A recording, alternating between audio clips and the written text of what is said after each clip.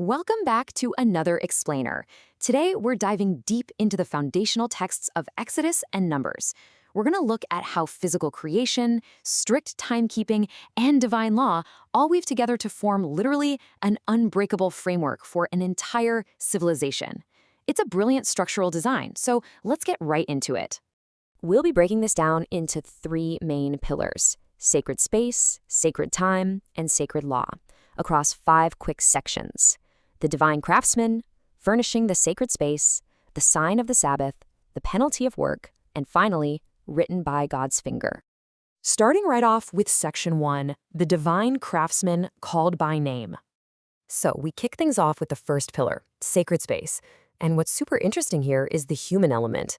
The text doesn't just say, go build this. It grounds the creation of its holiest items in very specific individuals.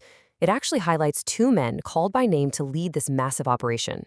We've got Bezaleel, the son of Uri from the tribe of Judah, and his appointed right-hand man, Aholiab, from the tribe of Dan. These aren't just faceless laborers, they're the chosen lead architects for a divine project. Now here's where it gets fascinating. The text says Bezaleel was filled with the Spirit of God. Usually when we hear that phrase, we think of a prophet receiving a vision, right? But here, the source explicitly defines this divine spirit as supreme artistic and architectural genius. It's wisdom, understanding, and knowledge specifically given to devise cunning works. It's like the creator of the universe is acting as the ultimate master contractor, passing down the perfect blueprints. And they had to be absolute masters of their craft. The text commands them to work in all manner of workmanship. We're talking master metallurgists shaping gold, silver, and brass.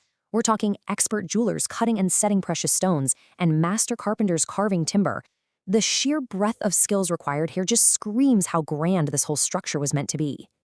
That leads us seamlessly into section 2, furnishing the sacred space, the command.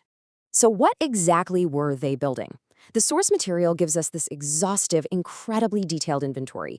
They are constructing the grand tabernacle of the congregation itself. Inside that, you have the absolute centerpiece, the Ark of the Testimony and the mercy seat. But it goes on. A pure candlestick, altars for incense and burnt offerings, the laver and its foot.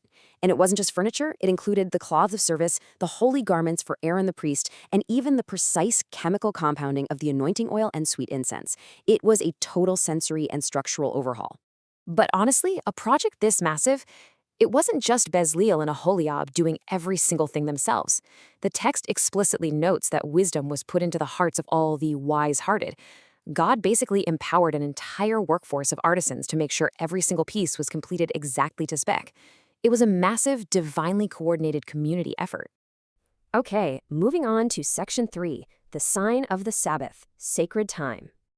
So, having just established all this intense physical labor required to build the sacred space, the text pulls a complete 180 and pivots to our second pillar, sacred time. It sets up a really stark contrast. Think about it. You have 6 days of vibrant, bustling creation, hammering gold, carving wood, a whole community working at absolute peak output. But then, a strict, uncompromising halt. The 7th day is designated as a Sabbath of absolute rest. Human creation literally has to step aside for divine rest. And why is this hard stop so absolutely critical? Well, the text defines this Sabbath as way more than just a day to catch your breath. It's a crucial theological marker. It calls it a sign between me and you throughout your generations. In a world where it is so easy to just work yourself into the ground, observing this sacred boundary of time is the actual mechanism that proves to the people they are sanctified, set apart, and made holy by the Lord. Which brings us to section 4, the penalty of work, a severe covenant.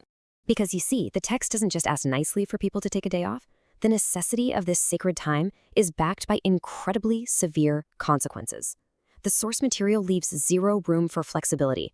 It repeatedly states that whoever does any work on the Sabbath, and here's the crazy irony, even doing the divine craftsmanship they were just commanded to do for the tabernacle, if they do it on the Sabbath, they face the ultimate penalty. Everyone that defileth it shall surely be put to death. It tells us that soul will be cut off. The sheer severity of the punishment just proves how supremely important this law was to the framework. To really grasp why the penalty is so severe, we have to look at the cosmic justification the text gives us. This law is directly tied to the creation of the world itself. For in 6 days the Lord made heaven and earth, and on the 7th day he rested and was refreshed. It anchors human rest directly to divine rest. By stopping work on the seventh day, the people are physically reenacting the creation of the universe. So the key takeaway here is that observing the Sabbath is framed as a perpetual covenant, an everlasting agreement. It deeply links the rhythm of human life and labor to the very rhythm of the cosmos. Breaking the Sabbath isn't just a minor rule violation. According to this text, it is a literal disruption of the cosmic order. Finally, Section 5, written by God's finger, sacred law. And this brings us to the third and final pillar of our explainer. We've seen sacred space built by human hands and sacred time observed by human rest. Now, the narrative zooms all the way out and takes us up to the towering peak of Mount Sinai. Moses is finishing up a direct encounter with the divine. Step 1, the communing happens. Step 2, this epic communication comes to an end. And Step 3, the tangible result of this meeting is handed over. Moses receives the tables of testimony. And the text is super specific about the number here. Exactly 2. Not a massive scroll, not just an oral tradition, but exactly 2 tables of testimony, cementing the dual nature of this ancient covenant. And this is where the text brilliantly brings everything full circle. It explicitly states these are tables of stone written with the finger of God. Think about the contrast we've been looking at today. The tabernacle, as magnificent and holy as it was ultimately crafted by the human hands of Bezaleel, Aholiab, and those wise-hearted artisans. But the core of the law, these 2 stone tablets, they bypass human craftsmanship entirely. They are authored directly by the physical manifestation of the divine, the very finger of God. So as we wrap up, look at the entire architectural blueprint of this ancient text. You've got the vibrant physical creation of the sacred space by inspired human hands, the uncompromising cosmic boundary of sacred time, and the unalterable sacred law literally carved in stone by God. It really forces us to ask a provocative question.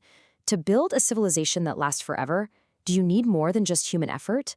Do you need to anchor your daily work and your daily rest directly to the rhythms of the universe itself? Thanks for joining me on this deep dive, and I'll catch you in the next explainer.